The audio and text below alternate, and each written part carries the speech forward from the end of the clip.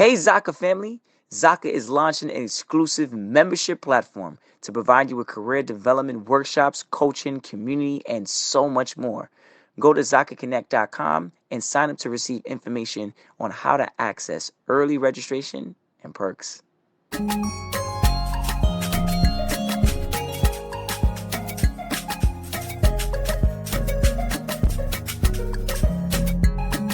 Hello, everybody. This is Paul Herman, the Prince of Motivation and host of Zaka Presents My Journey. We're creating this vulnerable and positive platform. You can get inspired and motivated from different leaders from our community. Today, our guest is Dean J. Flowers, who is the CEO principal of the Urban Company. Dean, welcome to the show. Thank you for having me. Great to Ah, it's, meet you. it's a pleasure. I'm definitely looking forward to hearing a lot about this commercial real estate that you got going on. I know it's a very big thing to get into. And there's a lot of great information that you could definitely share with our listeners. But before we, dive into where you are currently right now, could you just backtrack a little bit for us and just give us a little bit of an understanding of like your upbringing, your background, and where you grew up? Absolutely. First of all, excuse me if I'm sniffling a little bit. I think I picked up a cold last night, and It's so fine. yeah, just battling that piece. But I'm originally from Belize. Mm-hmm. For those in the audience that don't know where Belize is, it's in Central America. I got that question a lot when I first moved here. No one knew Mm-hmm. where Belize was back in those days. I moved to the U.S. in the late '70s. So back Mm-hmm. in those days, I would describe Belize as British Honduras, which was its original name, and that at least gave people kind of a frame of reference to kind of start with as to where is this country that I've never heard of. Mm-hmm. Um, Now everybody knows where Belize is if they haven't True. already been there. Yeah, so it's been a sea change over the last 45 years. I immigrated with my family when I was I think about 10. Um, my mother and two sisters and I came here. It was only my second time to the U.S. I'd come a few years previous for a summer vacation. My father already lived here. Um, and it was huge. I mean, Belize. To give you some perspective, Belize has maybe about 450,000 people. Um, Mm-hmm. yeah, it's a country about the size of maybe Rhode Island or Connecticut, so not huge, but very small population. And so, coming from that at that age to this massive metropolis that is Los Angeles was a huge adjustment. Um, I I knew we were making the trip and the transition, so I kind of as a little 10-year-old kid, I kind of prepared myself mentally, and one of the things I'm good at is adapting, Mm-hmm. and so there's a joke that my mother tells, a story my mother tells about me that I lost my accent when I got off the plane, literally. Um, it was no more. Um, and I think she exaggerates just a little bit, but little kids don't want to be different. That's the True. last thing a little kid wants to be is different. You don't want to stand out. And so I like I said, I prepared myself mentally, and when I got here, I was like, okay, this is it. This is life now, and you need to figure it out. And while I was confident in saying that, it was one thing to say it; it was another thing to do it. Mm-hmm. Um, Mm-hmm. Yep. The commitment of it all. Yeah. yeah, and I think I came maybe in maybe it was about fourth grade.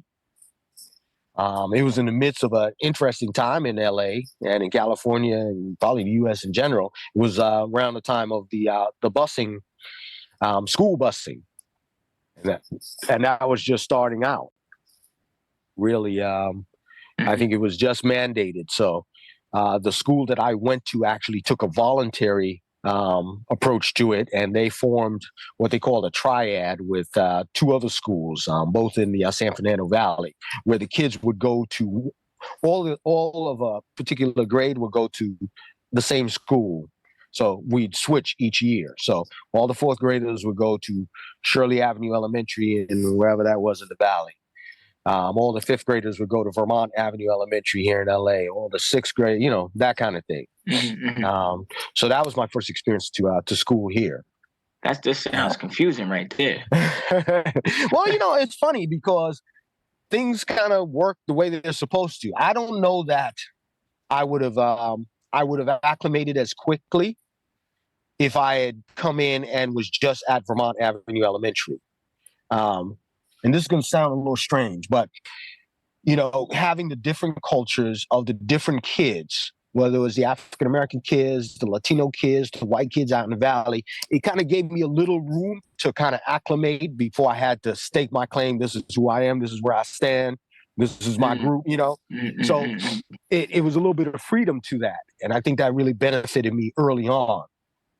I was able to, meet other kids, and I wasn't kind of stuck in, okay, you got to do this or you got to be this because this is who this is who this group is, and you got to fit in here. I had a little bit more flexibility, and I think that was really beneficial early on. Hmm. Yeah. So when you were growing up as a child, like, could you tell us a little bit about like any struggles? Like, what was the main struggle you faced? Obviously the transition. That seems like there was a lot going on in that time frame. But like, what is like one of the main things you faced, and like, how did you overcome it? Like coming out of Belize or in Yeah, Belize? coming out of Belize and coming out of Belize and coming into the States. Like, what was that the biggest challenge you faced? Biggest challenge. Well, probably just assimilating completely, because even if you can ditch the accent, it's a different culture. There are things you got to adjust to. I come from a small family, my nuclear family. It was just my mother, my two sisters, and I. I'm the only boy. Um, Belize, like a lot of small developing countries, have a large population that migrates, for economic reasons. So like a lot of countries, there were parents who had already immigrated and the kids were back in Belize being raised by grandparents or aunts or uncles, that kind of thing. My family, my mother was a teacher. And so I came from a family of teachers, and so education was really, really super important. Wasn't even a question. This is how it's got to go. And so coming here, we had that benefit in Belize because it's a developing country. Unless you had a lot of money, you gotta kind of make your way. You gotta hustle. And so I think that was instilled in me early, and education being a means to get it done. That was instilled pretty early. So when we hit the ground here, that was never a question. In fact, one of the things that I think we benefited from coming from that British educational system, a lot of rote learning. School was easy here. School was a breeze, at least elementary through high school. It was a cakewalk. Okay. Yeah, I mean, it's an adjustment. Again, you're thinking you're 11, 12, you're just trying to fit in, trying to make sure that you fit in. And I think, in retrospect, I think I did a good job, but we moved into a neighborhood, and like a lot of immigrants do, you move where the people that you know are. True. And so LA had a small Belizean community that was very centralized back in those days, late 70s, early 80s. Very centralized. I don't know how well you know LA, but been out there a couple times. Yeah. Yeah, you had to live in a certain area. If you were Belizean, you just kind of where you lived. This is where your restaurants were. This is where the clubs and the bars and what have you were. And so coming into a community that was kind of already there was helpful. You had a lot of people to help you and kind of guide you, and that was helpful. But my mother's she's the kind of person that's going to come and she's going to figure out what she needs to do and she's going to do it. 100%. She always Is that the type of mindset you had when you were getting into real estate? Like, did you get into real estate at a young age? Like, did you fall in love with it then? How did you get this passion? I stumbled into real estate. And I wouldn't even say it was a passion. Give you an idea. So we get here and we do middle school. We're really the end of elementary school. We do middle school. I did both of those out in the San Fernando Valley. So yeah, predominantly white environment with some black kids that are bussed out there. And then at the end of middle school, I figured out, all right, I need to see some black folk. I don't want to get bused to the valley for high school. I'm tired of that. And so I went to my neighborhood. Well, it wasn't my neighborhood high school, but it was close. And that was predominantly black back in those days, black and Latino. And I ended up at the end of high school applying for college at the college that I knew. It was the college that my sister went to, and she went there because it was the college that was in the neighborhood. It was True. And the what one college is that we this? were. That's University of Southern California. Okay. We never left in Yeah. Southern California. That was the track back then. That's why I knew Yeah. about Southern California for that track right there. Go ahead, go on. Talk to me about this college here. Yeah, so USC was, I mean, there are two. If you know LA, there are two primary schools in Los Angeles, and that's USC and UCLA.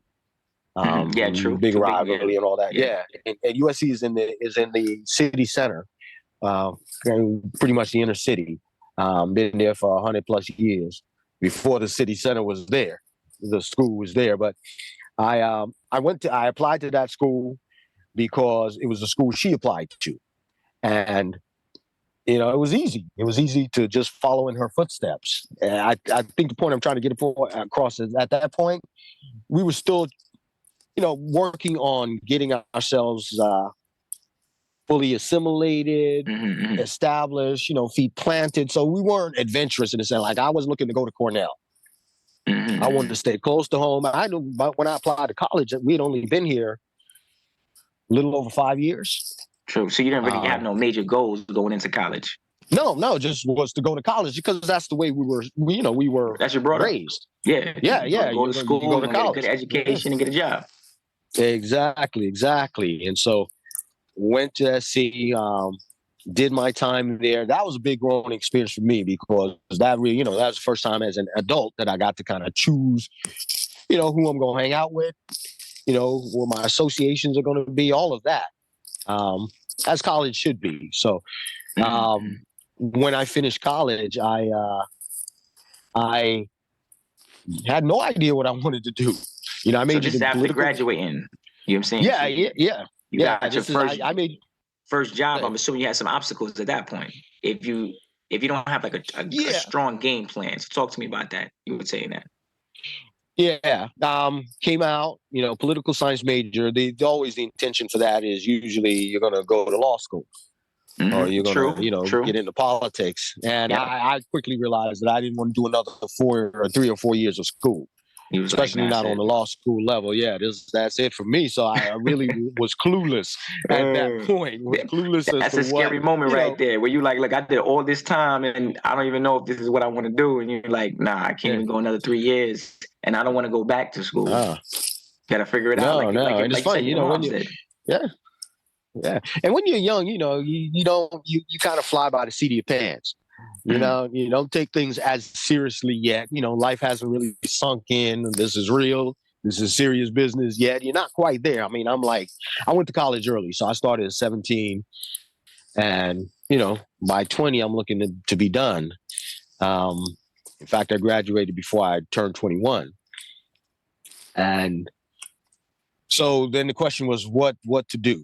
I'm trying to remember now. What did I do? Did I work odd jobs? I think I worked odd jobs. I worked for the city of LA in a couple of different capacities early on. I worked for the tax assessor's office and the tax collector's office for a few years. Just bouncing around.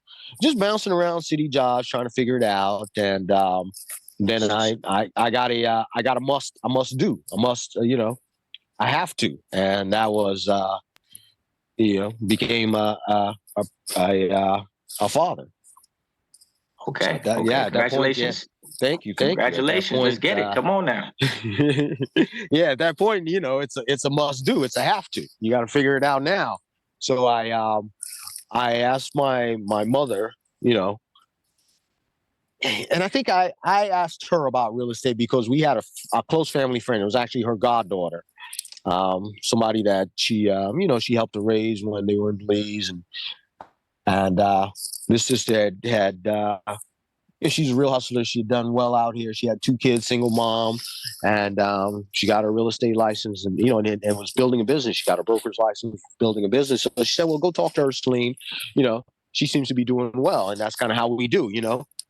Go see Hmm. such and such. See what they, what they can help you with, how they can guide you." And I went to her, and she took me under her wing. Was I that didn't the get a real. big? I was gonna say, Okay. was that the big breakthrough for you when you realized that you were, getting into the real estate game?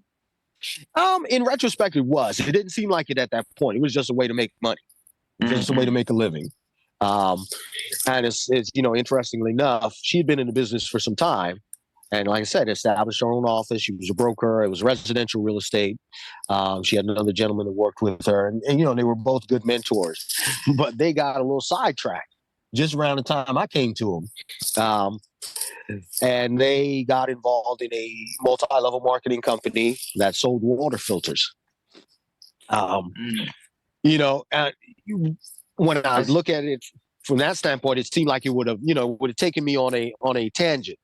Um, but interestingly enough, that was a pivotal turning point for me because it gave me a perspective on self-employment that I didn't have before, mm, and that was a driver for me from that point. And we're talking over 30 years ago, true. Now, because I realized that then. I was gonna say, so when did you realize, as you go through this journey right here, when did you realize that you were great at commercial real estate? I'm well into it, because again, it was a means to make money. I didn't look Hmm. at it as, okay, this is my calling in life or anything like that. When I first started, we were doing investments, so I wasn't even really doing regular real estate like brokerage type listing and selling properties.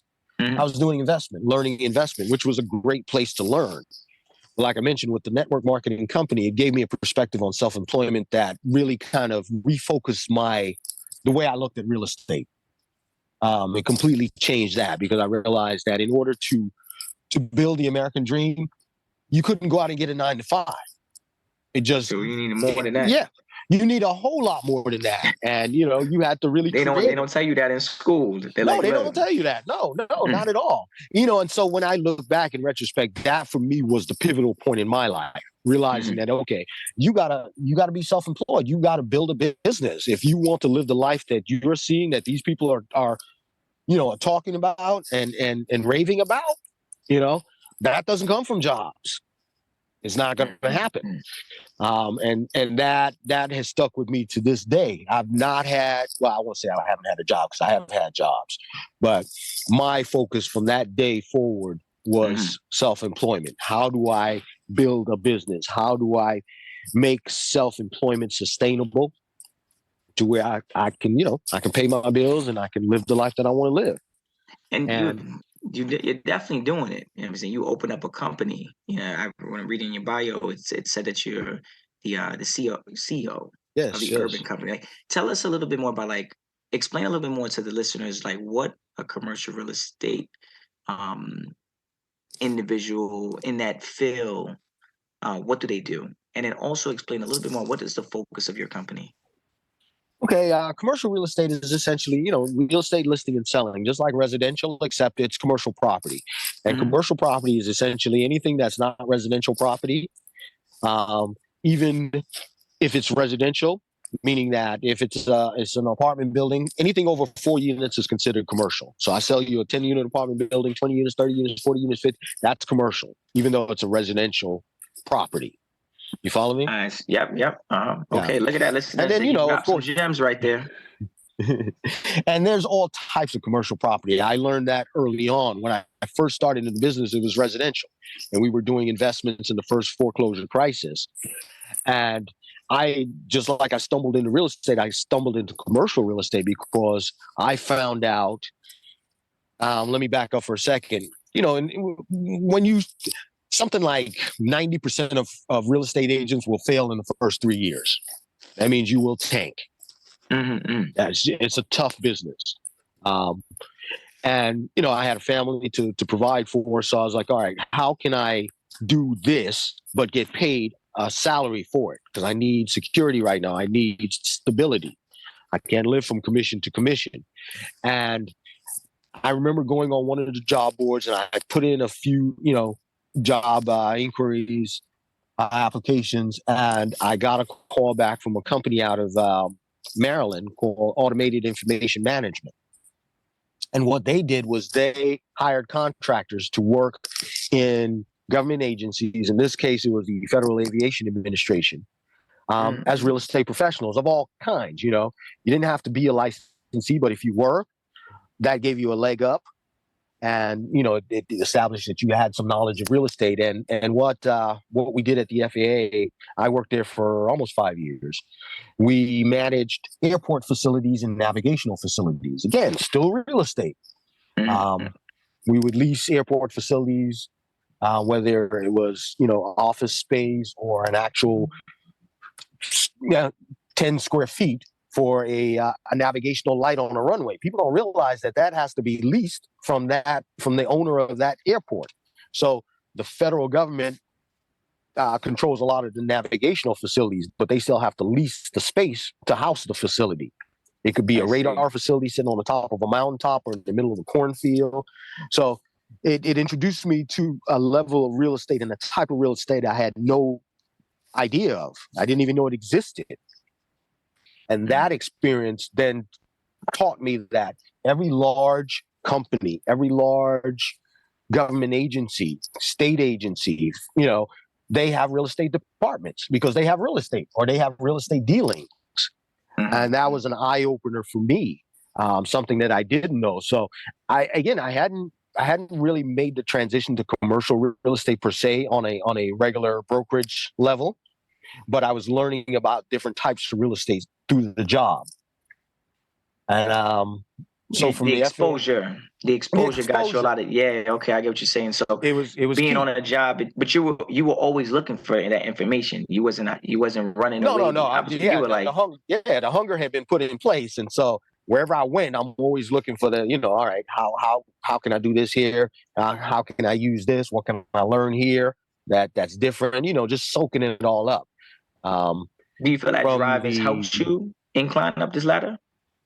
Oh, absolutely, man. You got to have a desire to achieve anything.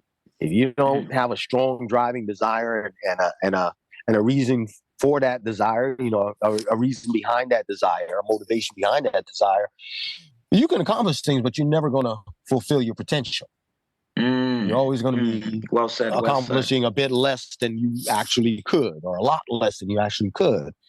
But that experience at the FAA as a contractor led me to LA Unified, which was my big real estate learning experience. I spent 10 years in a school building program. I'll give you some background. Back in about, 98 or so, the city of LA realized, or came to the conclusion that they needed to build schools because they were something like 250,000 seats shy of what they needed. So that means that they had 250,000 school age kids that they literally did not have a seat in a classroom for.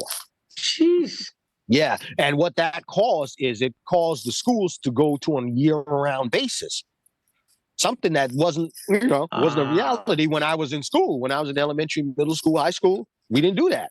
But all of a sudden here, when I got out of the school and I'm looking back, I was like, man, these kids are going to school all year round on tracks, They cycle them through on different tracks, and that had multiple effects. Of course, it throws family life into disarray because the parents are working, the kids are on summer vacation, that kind of craziness. And then the facilities themselves, the physical facilities, are not meant to operate 12 months a year. They need maintenance, they need a break, and that wasn't happening. Yeah. So I hired on at LAUSD around about 2001, and their school building program was about an $18 billion program that essentially built 256 brand new schools, from primary centers, elementary schools, middle schools, high schools, what we call middle colleges, all over the city of LA. We built essentially the San Diego school district from scratch. Massive public program. And what that gave me the experience of was acquiring, because my job was to acquire school sites. So my higher ups would say, okay, here's a map. They draw a circle on a map and they say, find me 5 acres to acquire in this area. Now we're in a dense city, one of the densest cities in the country. There's not 5 open acres just sitting there for you to come by and acquire. But we True. had the tool called eminent domain. And eminent domain, if you don't know, is the government's right to acquire property for public use. So basically, we'll come to you and say, look, we're going to acquire your property. It's for this use. And it's never a matter of can I? It's just a matter of how much I'm going to pay you. That's it. Yep. Okay. Yep. Yeah. And so that gave us the opportunity gave me the opportunity to have the experience of acquiring all types of properties. And I would acquire them, vacate them, prepare them for demolition, and turn them over to our construction department for building. Mm-hmm. And I did that for 10 years. It gave me the experience of acquiring properties of every single type you can imagine. And every single type of situation you can imagine. I'm thinking about it. Like you have at least 25 years of experience. Like, what has been like the toughest challenge you faced in your career? Like, how did you handle it? Making a living in real estate, because you really have to get the experience. That's why so many agents fail so early on. It's number one, it's tough. It's highly competitive. You really have to create a niche for yourself to, I think, be successful. You can get out there and compete with everybody else in the area that everybody else is working in, and you're going to have to work a lot harder. You can make money, but I think to really kind of just, take the bull by his horns and ride it down, you got to have a niche that you operate in, that you are the expert in, that you have established yourself in. Mm-hmm. And what do you feel? So I think that. Yeah, I was gonna say, what's your niche? Yeah, give us the secret. My niche. Come on, let's know. Mine is affordable housing, but not just affordable housing. I deal in a specific area of affordable housing, and like everything else, I fell into that. I develop and sell and list and properties that are designed. We call it. The catch-all term is specialty housing. So it's designed to handle everything from a housing shelter, meaning you live on the street and you just need a roof over your head for a temporary time period while we assess, where you're at and figure out how to get you into permanent supportive housing and eventually permanent housing and, all that, get your life back on track. So everything from that all the way up to what we call permanent supportive housing. So all the way up to permanent supportive housing, which is just like a regular apartment building. Sometimes it'll have services. It'll have a commercial component and what we call mixed use. In fact, most of the stuff we build, the larger stuff, is mixed use with commercial on the ground floor and then 3 or 4 levels of residential above. So in your industry, like, what do you think is like the greatest quality someone needs to possess, and like why?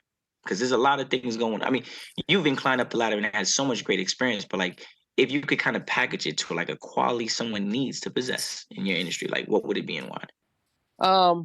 Curiosity, that level of inquisitiveness, because there's so much knowledge. And I always tell people that, like, when I was in college, there was no real estate development major. Now there's a real estate development major in a lot of schools. You can go on YouTube and learn about any topic that you want. You can go on Google and research anything that you want, but you got to have a curiosity to want to know, So knowledge is openly available, but having that curiosity. And then the other thing I would throw in there is just tenacity, that stick-to-itiveness that says, look, I'm not quitting no matter what.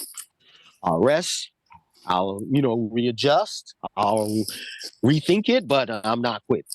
Mm-hmm. And you got that. Yeah. You're right. You're right about that. Yeah. You're definitely right. Now, if like your experience, you've been able to deal with both private and public sectors, right? Could you explain like the biggest difference or even like the similarity between both of them? I think our listeners would want to know on that. Yeah, absolutely. Well, when I went into government service, I didn't even really know there was a public sector real estate, thing. And so learning that was a big eye opener. I'd say the big difference, when you're in the public sector, you're dealing with the public's money. So, you don't get the flexibility and the freedom to kind of be creative and do things, however it needs to be done. Public sector has a very, especially when it comes to the development sphere, has a very set way that they approach it, a way that it's processed. Like give you an example. When I came out of the school district, I did some consulting because that's what I've been really doing. Right of way work. If you don't know, right of way is everything that is not a property that is occupied is the right of way. So the streets, the alleys, the sidewalks, the freeways, all of that is right of way. And when you develop, you have to deal with the right of way, and sometimes you have to acquire the right of way in order to build in it and on it. Well, I'll give you an idea. And this is recently, I had a project up in Marin City, which is up in near San Francisco area, and it's a community service district, which is kind of like not quite a city. You're not incorporated as a city, but you are self-governing to a certain, respect. You provide your own services like trash collection and police and different things, but you're not an incorporated city. And they are looking to build a community center, actually refurbish a community center, rebuild a community center, brand new on a site that has existed for many years with a community center, an older community center. And the challenge I had with them was, they were moving towards and planning this and paying architects and everything, but they didn't have the money to build a place. They had some of the money, but they didn't have all the money. And one of the things we learned in the public sector is you don't break ground. You don't do anything till you have identified every single dollar that it's going to take to build that project and the buffer in case, costs go up, your what you call your contingency. So that for me was like a, that's the golden rule. And to watch somebody try to proceed down this very complicated development path that involves a lot without having checked that first box was interesting, and it kind of drove home to me some of the lessons that I learned, some of the things that I learned from that experience of working with the school district. But the private sector, you have a lot more flexibility. You can pretty much do what you want within the zoning laws and rules and regulations of wherever you're building or developing. There's no board to tell you unless you're a public company, or there's no elected officials to rein you in. You go out and you do. And so, like in the sector I'm working in now, it's the public sector cannot solve the homeless problem by itself, because there's too much bureaucracy. There are too many rules, too many regulations, too many things that they have to do that will slow them down and drive up the cost. They need the private sector because the private sector can operate freer and with more of a creative, approach that will hopefully, help accommodate. accommodate your budget. Yeah, of course. Now, I'm thinking about it now, like just thinking about everything you're talking about. Like you mentioned about a project you're working on now, but just like, what is like the proudest project you've worked on so far? I know you've done a lot, right? Yeah. You talked about projects where you're spending millions of dollars in order to do, right? So like, what's the proudest project you've worked on? I mean, it's hard to identify one because I'm proud of them for different reasons. They come at different points in my career and life, and they mean different things. But just off the top of my head, I would say the projects I'm proudest of were the ones that I did at LA Unified School District, because those are schools. I drive by those every day, and I see them. True. And kids are making use of them, and they are they brought value to the communities they exist in. I did Obama Preparatory Academy, which was a middle school. And so when I drive by there, I get a special feeling about that, because when I acquired that site, I knew people that lived on that site, other Belizeans. My mother knew people that lived on that site. You are literally coming to somebody and saying, I'm going to take your house, or I'm going to take your business. So that was tough, but I knew it was for a good cause. No, That is Yeah. definitely a hard decision, definitely a hard choice to make. And obviously, you talk about money, you talk about people's like livelihood, you talk about Yeah. their heritage, their Yeah. lifestyle, Yeah. their People don't want to cultures. move, man. They're They like, don't want nah, to move. this is Yeah. it. Like this Yeah. is I where plan we. on dying here. This was my That is, retirement home. yeah, I was, that yeah. is correct. That is correct. So it's Yeah. very hard. Yeah. Um, to have those types of conversations. Now, looking at your portfolio, and you were just talking about it right Mhm. now about developing those schools. Like, is there like a particular reason why developing schools has been like a big thing for you? Well, the schools, because I worked at LA Unified, and that's what we did.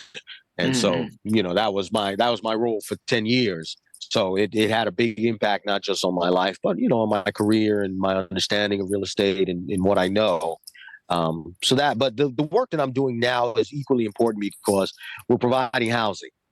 And, Mm-hmm. all you got to do is drive around the city for just a few minutes and see what a dire need that is, affordable housing that people that are at the lowest point in their lives need.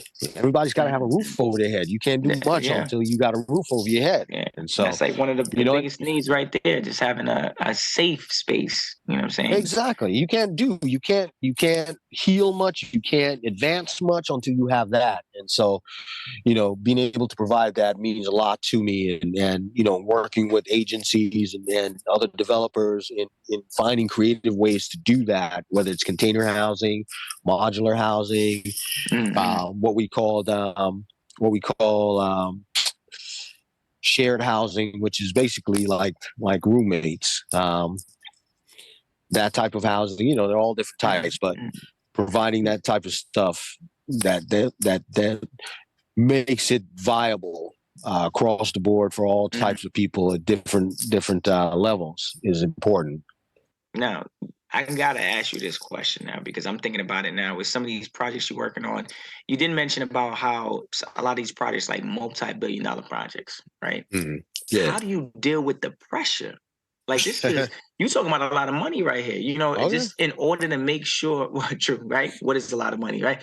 So, Yeah. but the thing is that like you have a certain dollar amount and you have a project to complete at a certain time, right? You Yeah. have to staff it, find the people, find the Okay. lots. You got to go into people's places and say, look, we're going to take out your property. We're buying this out of you. So, like, how do you deal with the pressure? Um, probably compartmentalizing. So you deal with your little piece. Like I'm not, my job is solely to acquire this property, or my job is solely to get the site so that the contractor can come in and keep on schedule. Sometimes I'm project manager, and the pressure there is much greater because you're literally responsible for the schedule, making sure that the project stays on schedule and stays on budget. So it's a lot of pressure, but when you're working with other professionals and everybody's doing their job, it flows. It flows Mm-mm-mm. pretty smoothly. Yeah, and that's how you're doing it right. If you're hitting Mm. too many bumps, you're Yeah, yeah, probably missing a piece. Yeah, you're missing a piece that yeah, you shouldn't be missing. yeah. You got to Somebody's go not pulling back. their weight. Yeah. Especially when you're dealing with a project like that, hopefully it'd be noticeable that you can fix it right away. Because if not, Well, then that's the you thing. you say Yeah, you burning some money. man, you don't want to get down the road and find an unfixable problem. That's a nightmare. Ooh, ooh. Yeah, I worked in the building that the school district had bought as an administrative headquarters in downtown LA, and it wasn't till after they knew this when they bought it, but the developer made a mistake in the building, in the construction of the building. So the building has just an almost imperceptible lean, just Oh like maybe an no! inch or two.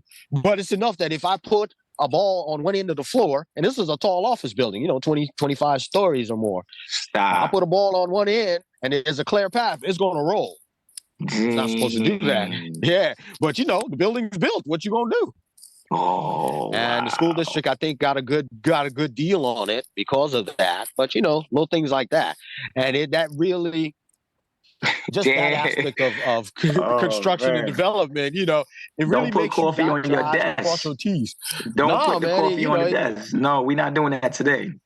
Uh-oh. It makes you No. realize how high the stakes are. And these guys, just like contractors, they check and double check and triple check 4 or 5 times before they ever pull the trigger on anything, because some things, once it's done, it's done.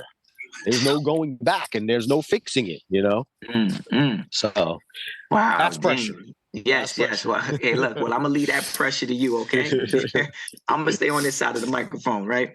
So, Dean, before we conclude on our interview today, I just want one last question I want to kind of ask you is like, what advice would you give to like a young student, who wants to follow in your career path?